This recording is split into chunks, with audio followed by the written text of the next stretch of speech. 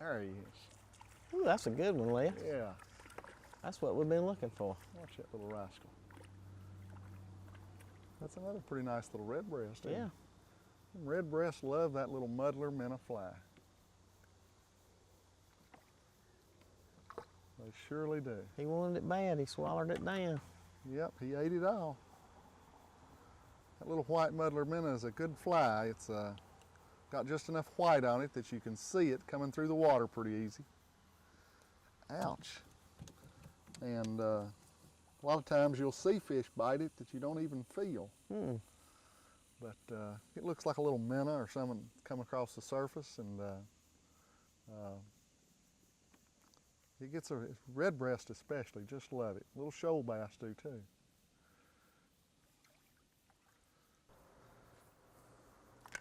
All right, Wayne, I've laid down my rod and I didn't call time out. All right. So it's legal for you to go ahead and catch one. Well, I got him. There he is. Is that quick enough for you?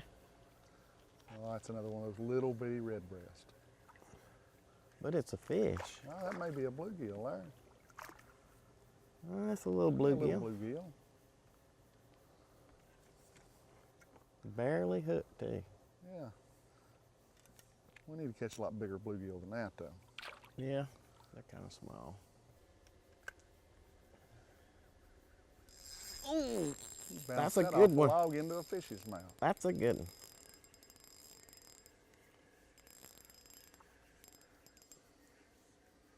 It's a redbreast. A real redbreast. That is a pretty fish. Yeah, that's a good one. one. That's bigger redbreast you'll ever see in the Ocmulgee River. That's a good one. Big male. That's about as pretty a fish as swims in this state, I believe. They got so much color on them. Very pretty. Beagle spin's real good for any type of sunfish or small bass. They really seem to like it. This orange and black is real good. Also, black and yellow work real well. Has a lot of action in the water. The little blade spinning, and when you're casting it, it falls and you can see it making a lot of movement. And they seem to get attracted to the color. Lots of times they'll hit one certain color and won't hit another color. Have you got one? Oh yeah, I got him. He ate that little. Oh, look at look that at that big fish God, behind him. Lee. Lord have mercy. That's a 4 or 5 pound fish trying to take the bait away from him. Sure is. Oh man, he's small, but he is fighting. Come here, big boy. You just stay right up there. Maybe I'll throw back over there where you were at. All right. That was a big fish. That was a sure enough big one.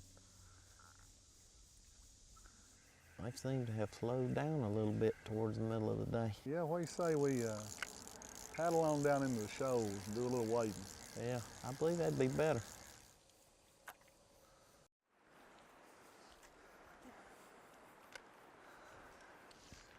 Good catch, Les. That fish hit it right there at the edge of that big rock.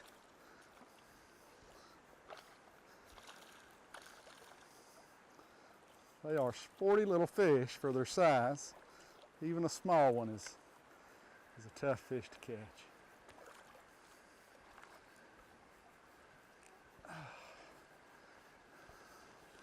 Ouch. That's a little darker looking bass. That may be a little, yeah, that's a little red-eye bass. Red-eye bass look almost identical to shoal bass. The easiest way for a fisherman to tell them apart, so you put your thumb in their mouth, right there on the middle of their tongue, they'll have a little patch of teeth. And a shoal bass doesn't. Red-eye bass are common in a lot of rivers in the state. They're here in the Ocmulgee, along with shoal bass. So long, little fella. Red eyes don't get very big. That's about as big as a red eye will get. Shoal bass, of course, will get lots bigger than that.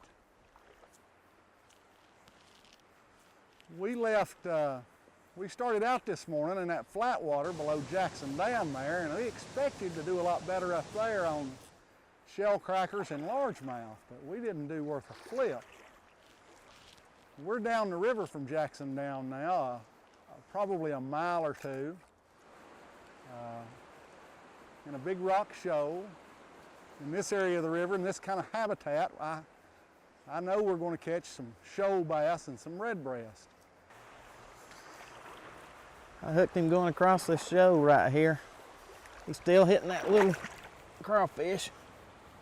What did he hit, Wayne? That little crawfish bait? Yeah, the little orange one, a little reddish orange. It's a little shoal bass for sure. You can look at the colors on him. Got some pretty color. A lot of bars. Almost looks like a camouflage pattern across him.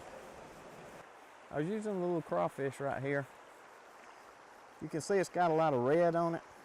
You remember this morning I was catching things on orange, so I guess the red and orange with the brighter colors on it are working better today. But the crawfish is one of the best baits to use down here. Natural bait, or if you can get an imitation crawdad, they love those. Shoal bass will just eat them up. You know, if you were going to come out here and just fish for shoal bass and redbreast, you probably could do just great with even as small as a 4 or 5 weight rod. 6 is probably what I'd choose if I had a choice of any, because it would let you throw some of the bigger popping bugs and streamers with ease, and would provide a lot of fun on these smaller sized fish especially. He's a jumping. Oh, there's one right behind him trying to take that bait out of his mouth. Do you see the second fish jumping with Yeah. him there, Wayne? Second fish must have seen me. He's left now, but he jumped with him right there. He was just about the same size. He wasn't any bigger. Boy, that's a fat little fish. He's been eating something recently. He's just fat as a butterball.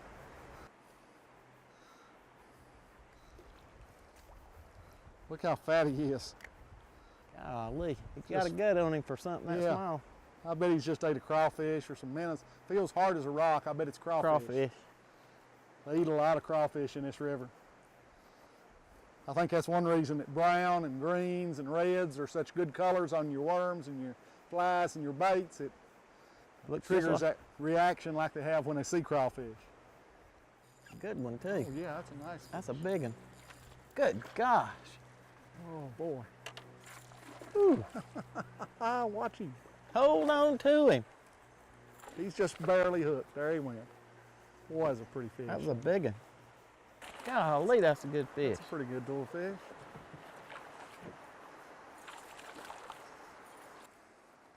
There he is. That's a nice little old fish. That is a pretty one. Yeah. Yeah, a little shoal bass. Good little fish. Where'd he hit at there in the swift water? Yeah, he was in that swift water right over here below this shoal.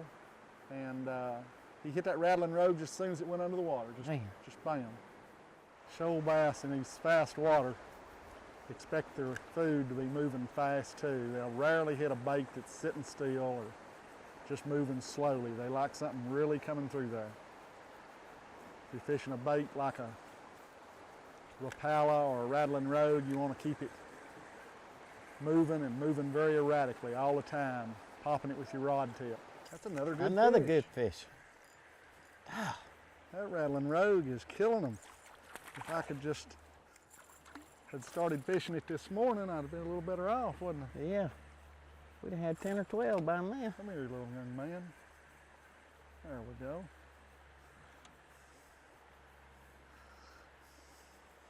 My goodness. Got a lot of color. Strong little rascals too. So long, little fella. Right under a rock he goes.